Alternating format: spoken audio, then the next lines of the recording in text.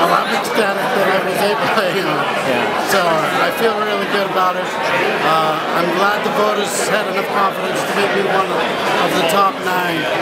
We'll have to see what it means for the entire mix of councils and what we do over the next 2 years.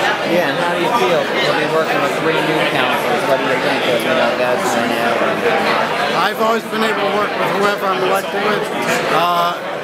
They were not ones that made a big case for big changes in government, but if the voters elected them, we'll have to consider what it is that they wanted to do and try to accomplish at least some of it. And what do you make of Rodney, more the anti-Lynch King finishing second? Well, I think the voters like a mix, so they don't want all the same type of candidates.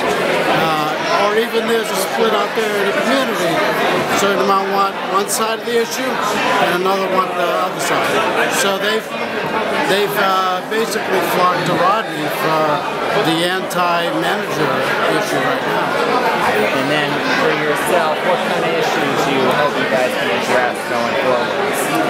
Well, I've always pushed for infrastructure items whenever they're spending.